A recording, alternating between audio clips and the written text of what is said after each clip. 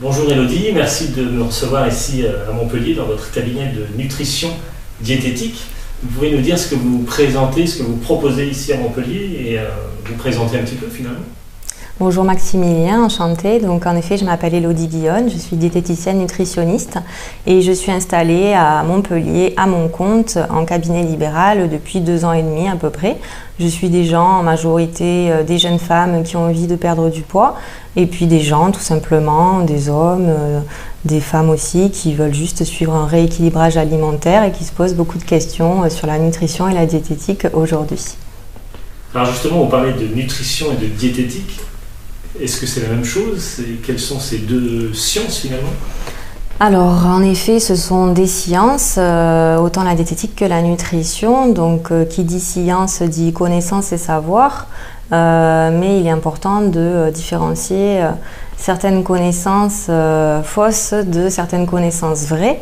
Par rapport à l'opinion publique et personnelle qu'on peut se faire de la nutrition et de la diététique, parfois les mots sont grandement déformés par le langage courant, donc c'est important de remettre à niveau ces deux termes. En effet, la diététique, on pourrait dire que c'est la science de l'alimentation équilibrée et la nutrition plutôt la science de l'analyse des processus de digestion et d'assimilation des nutriments.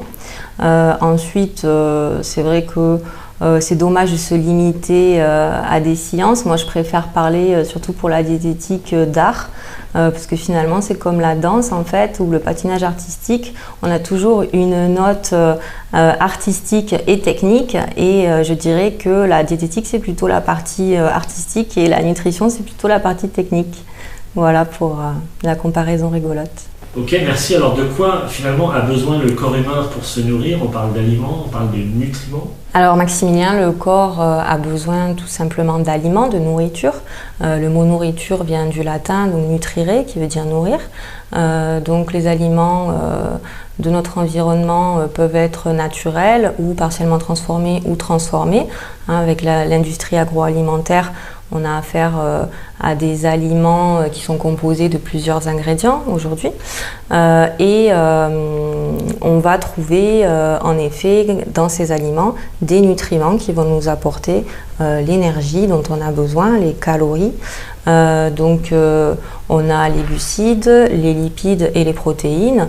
Les glucides apportent 4 calories pour 1 gramme ingéré.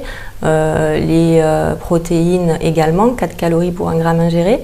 Et les lipides, 9 calories pour 1 gramme ingéré. Ensuite, donc, on a les nutriments non énergétiques. Donc, on va retrouver les fibres, l'eau. Il ne faut pas oublier l'eau parce que ça fait partie aussi de l'alimentation. C'est super important.